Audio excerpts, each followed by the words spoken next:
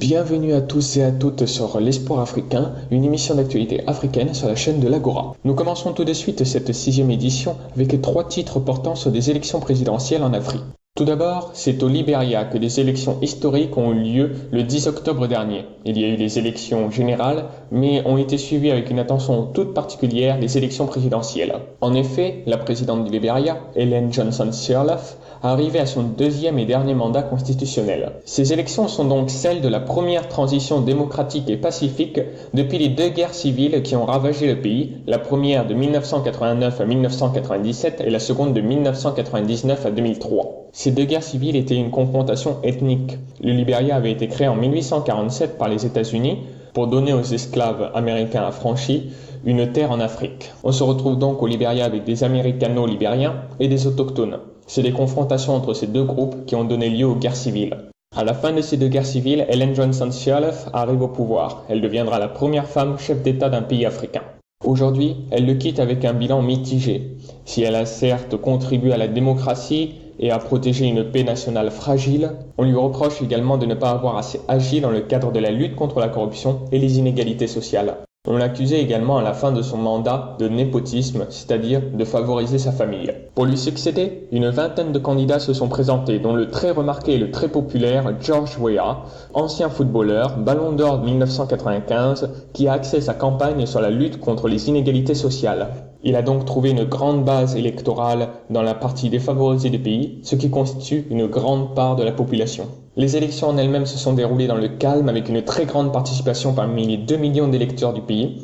Et malgré quelques soucis dus au manque d'infrastructures du Libéria, elles ont été jugées crédibles pour la plupart des observateurs internationaux, dont l'Union africaine, la CEDEAO et l'Union européenne. De son côté, la Commission électorale nationale prend son temps pour décompter les voix, mais le 14 octobre dernier, la Commission électorale a donné des résultats partiels se basant sur 75% des suffrages exprimés et qui donne George Weah gagnant avec 40% des voix, suivi de Joseph Boakai, vice-président sortant appartenant au camp présidentiel, crédité de 30% des voix. Il y aura donc probablement un second tour pour cette première transition démocratique dans ce pays qui aspire à la paix.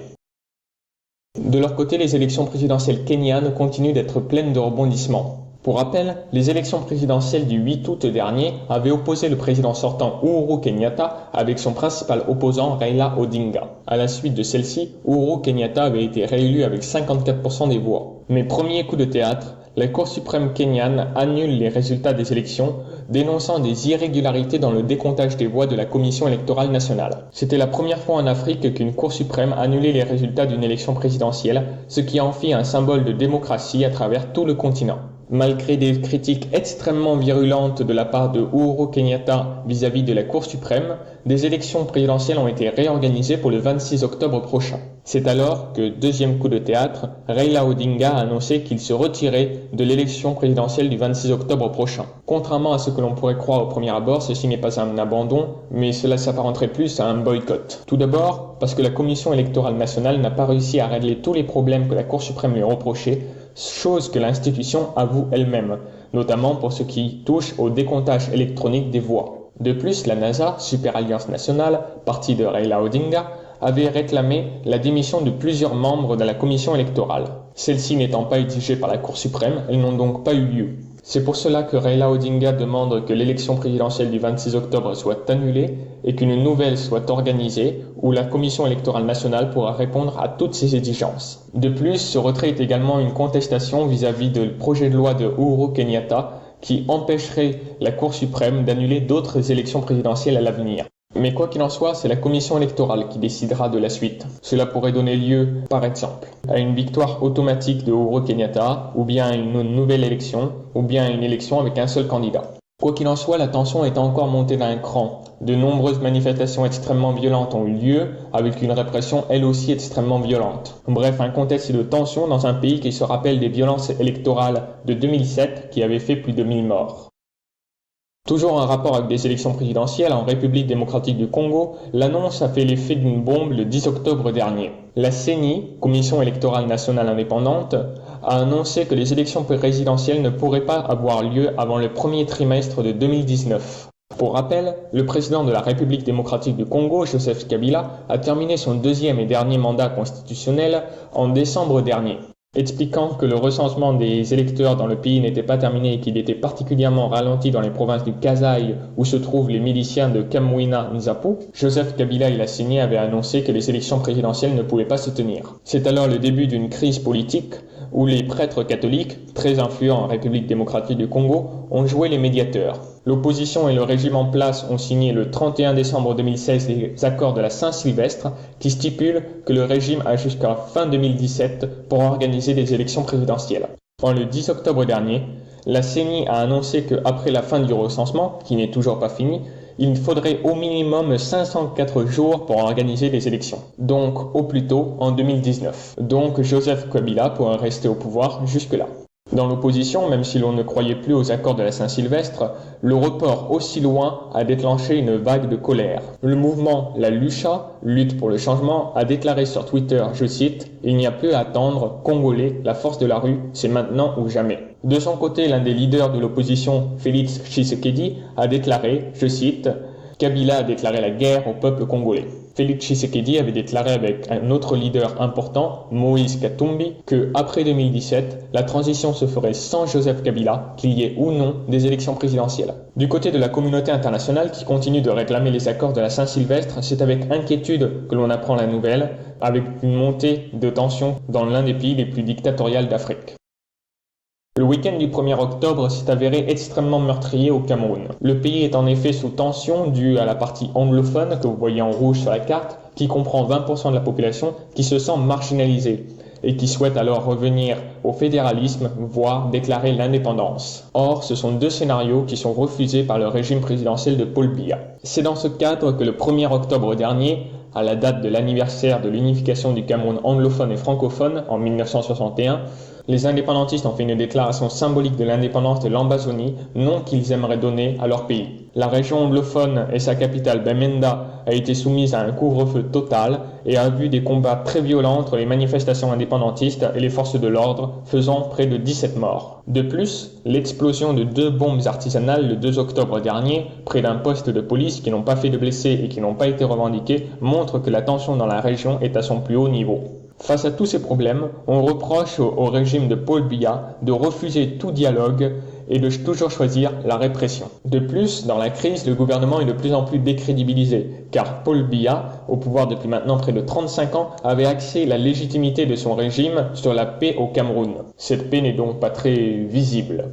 Pendant ce temps, l'opposition camerounaise, anglophone et francophone a appelé au dialogue entre les partis, tandis que les évêques catholiques ont condamné les conflits avec des termes extrêmement durs de la part des évêques anglophones. Concernant le Rwanda, l'ONG Human Rights Watch a sorti le rapport suivant « Nous t'obligerons à avouer torture et détention militaire illégale au Rwanda ». Dans ce rapport de plus d'une centaine de pages, l'organisation dénonce les enfermements de suspects sans preuve et sans jugement, mais également les actes de torture très nombreux dans des prisons secrètes éparpillées dans l'ensemble du pays. Le rapport complet, selon l'ONG, se base sur le témoignage de 104 personnes qui ont vécu soit des cas de torture, soit des enfermements illégaux. Dans la quasi-totalité des cas, le suspect était accusé d'avoir des liens avec les partis Force démocratique pour la libération du Rwanda ou Rwanda National Congress ou Forces démocratiques unifiées. Ils sont tous interdits au Rwanda, où le seul parti d'opposition autorisé est le parti écologiste. C'est donc, comme le dénonce l'ONG, une œuvre de répression politique du président Paul Kagame à la tête du FPR et d'un régime autoritaire. Cela fait donc écho avec l'assassinat récent de Abaru Gueira, représentant des Forces démocratiques unifiées, ou bien l'arrestation de l'opposante Diane Rwigara avec sa mère et sa sœur pour incitation à l'insurrection.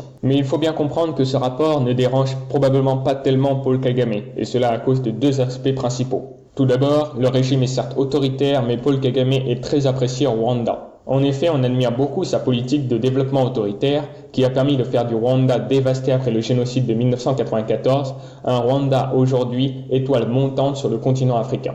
Au Rwanda, on trouve un haut taux de scolarisation, ainsi qu'un accès aux soins et aux besoins de bonne qualité. La quasi-totalité de la population a une assurance maladie et plus de 90% des ménages ont accès à Internet haut débit. C'est d'ailleurs un modèle de développement qui plaît à l'étranger dans les autres régimes autoritaires. La deuxième raison est que le Rwanda est l'un des pays leaders du panafricanisme, ce qui développe une influence considérable, mais surtout parce qu'il prône une libération de l'Afrique vis-à-vis du néocolonialisme et d'une ingérence occidentale. Sans non plus tomber dans un anti-occidentalisme primaire, il s'appuie sur le génocide qu'a connu son pays pour justifier ses propos, car la France y a joué un rôle. L'ONG étant étiquetée occidentale, elle se heurte à cet aspect idéologique. Bref, le régime risque de tenir.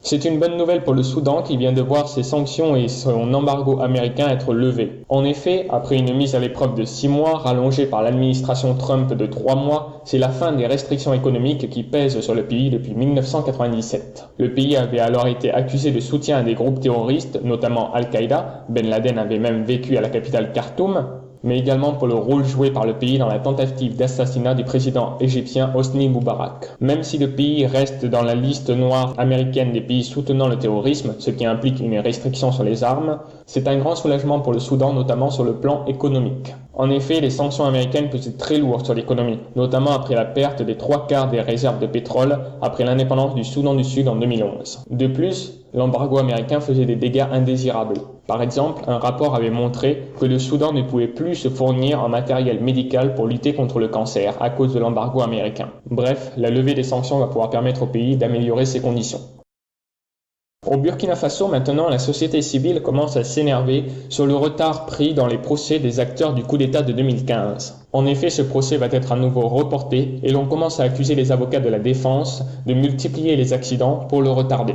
Pourtant, ce procès devrait donner lieu à un grand nombre de révélations fracassantes. Mediapart montre notamment dans un article que la Côte d'Ivoire, pays voisin avec lequel le Burkina Faso est en bonne relation, pourrait avoir participé indirectement au coup d'État. Il reste à savoir si le président ivoirien Alassane Dramane Ouattara était au courant de ceci, ce qui n'est absolument pas certain. De plus, la sortie de prison pour une résidence surveillée de Djibril Bassolé divise la société burkinabé. Lui aussi avait participé au putsch que les habitants du pays surnomment le putsch le plus bête du monde. Après que ces putschistes, sans soutien populaire, aient renversé un gouvernement de transition lui soutenu populairement, ils n'avaient réussi à se maintenir au pouvoir que pendant une semaine, pendant laquelle ils ont relâché, sous pression internationale, les membres du gouvernement renversés.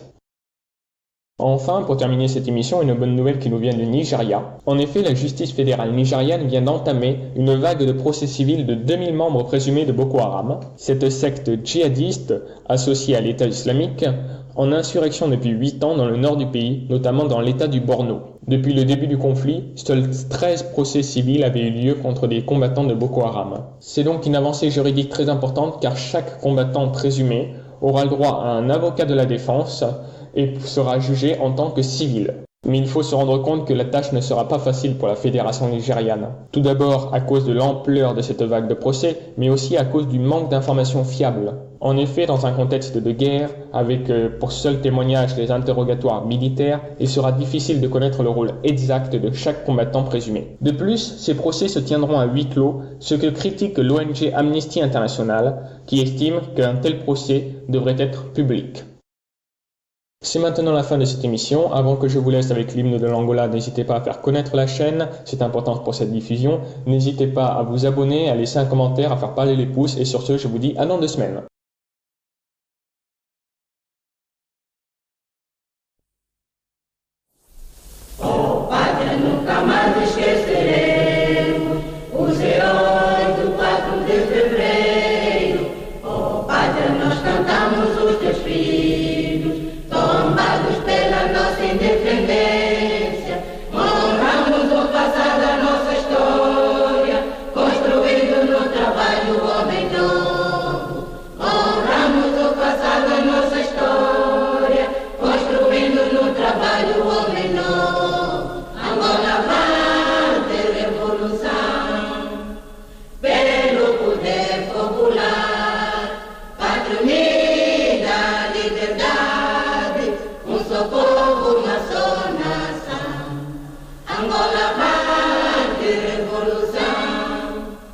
Pelo poder popular, padroeiro.